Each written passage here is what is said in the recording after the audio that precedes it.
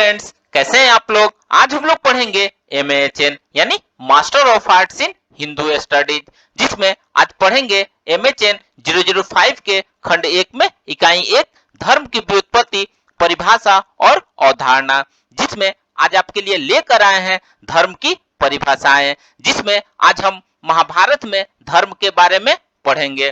तो video start करने से पहले जो भी फ्रेंड्स हमारे चैनल पे नए आए हैं, कृपया चैनल को सब्सक्राइब कर ले और बेल आइकन को प्रेस कर दे, ताकि जो भी लेटेस्ट वीडियो हमारे चैनल पे आए वो सबसे पहले आपको मिल सके। तो आइए ज्यादा टाइम को न लेते हुए चलते हैं अपने टॉपिक पर। धर्म की व्युत्पत्ति, परिभाषा और अवधारणा में महाभारत में धर्म के बारे में पढ़ते हैं।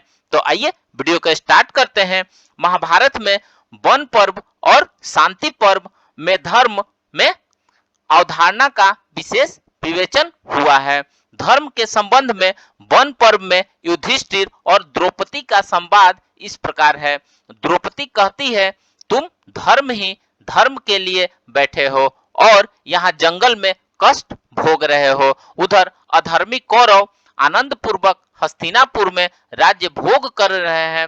तुम शक्तिमान हो, अतएव अपनी वनवास की प्रतिज्ञा छोड़कर बल से अपना राज्य प्राप्त करने का यदि प्रयत्न करोगे तो वह तुम्हें सहज ही प्राप्त हो जाएगा।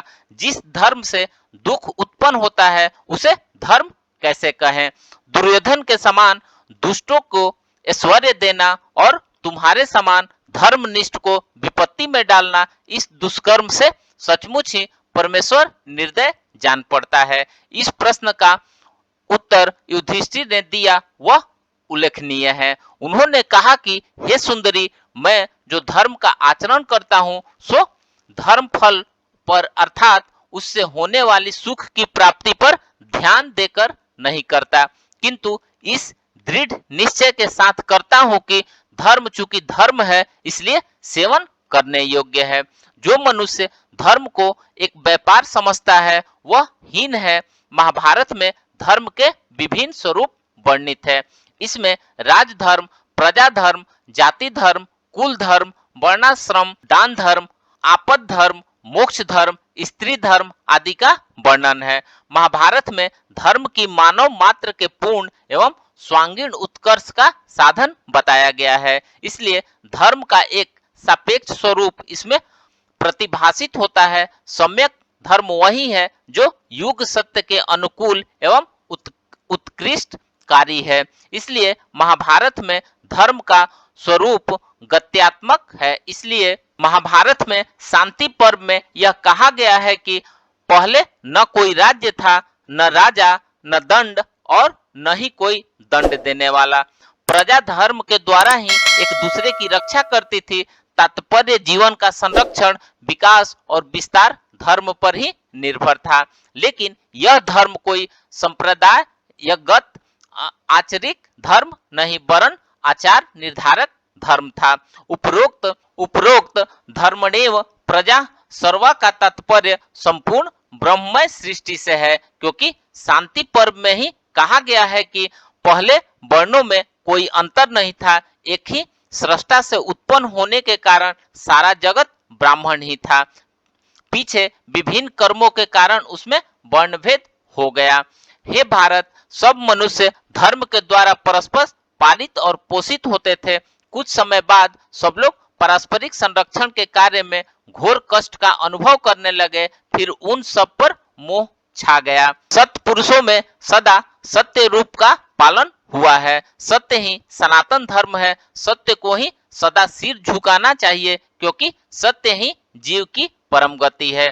धर्म मात्र कर्म नहीं और नहीं मात्र ज्ञान है।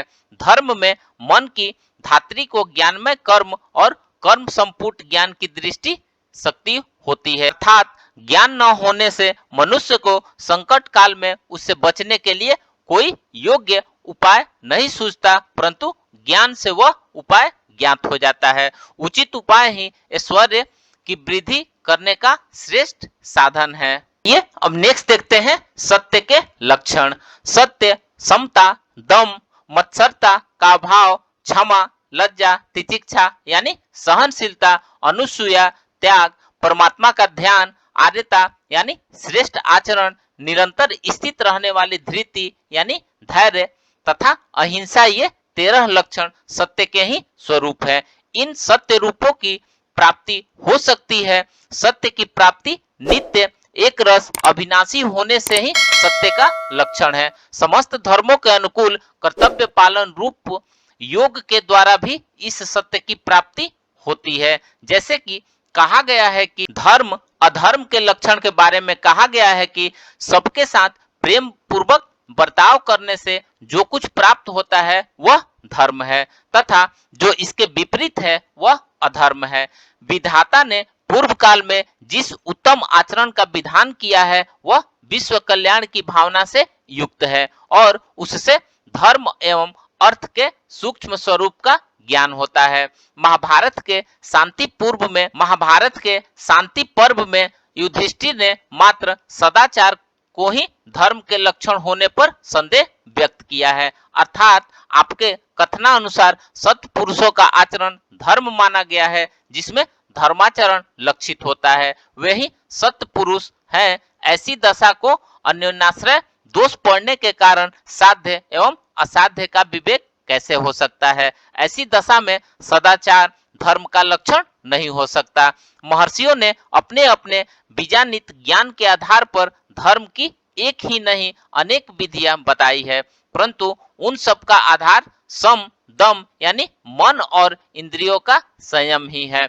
मनुस्मृति में वर्णित आचार परमो धर्म वस्तुतः दमो धर्मो सनातन का धर्माचार है, न कि स्वयं आचार ही परम धर्म। महाभारत की युक्ति है, हमने संसार में दम के समान दूसरा कोई धर्म नहीं सुना। जगत में धर्म संप्रदाय में दम को उत्कृष्ट बताया गया है, सबने उसकी भूरी भूरी प्रशंसा की है।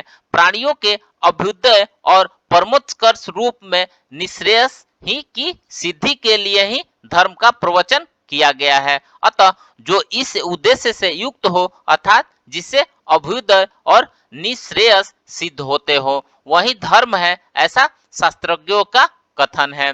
शाखा भेद से श्रुतियों स्मृतियों और ऋषियों में भी भिन्नता है। शाखा भेद से उदित अनुदित काल में ही हवनादि का विधान और उसकी निंदा भी है। ऐसी स्थिति में शाखा भेद या संप्रदाय भेद से ही व्यवस्था होती है। ऐसी परंपरा में जो पक्ष गृहीत होता है आया है उसे उसी पक्ष में स्वीकार करना चाहिए। जैसा कि मनीषी पुरुषों का कथन है कि धर्म का ही विधि पूर्वक अनुष्ठान किया जाए तो वह यह लोक और परलोक में कल्याणकारी होता है, उससे बढ़कर कोई दूसरा श्रेय का उत्तम साधन नहीं है। धृ धातु धारण पोषण और महत्व के अर्थ में प्रयुक्त है। इसी धातु से धर्म निष्पन्न हुआ है। महत्वशील एवं धारक होने से यह धर्म कहलाता है। धर्म धारण करता है अर्थात अस्तित्व और आदर्श की रक्षा कर अधोगति से बचाता है, इसलिए उसे धर्म कहा जाता है। धर्म ने ही सारी प्रजा को धारण कर रखा है, अतः जिससे धारण और पोषण सिद्ध होता हो वही धर्म है, ऐसा सत्पुरुषों का निश्चय है। तो फ्रेंड्स, इस प्रकार से आज हमने धर्म की व्युत्पत्ति, परिभाषा और अवधारणा में महाभारत में धर्म के बारे में पढ़ा। तो मिलते हैं एक नए वीडियो के साथ में, तब तक से हमारे चैनल पे बने रहिए। धन्यवाद।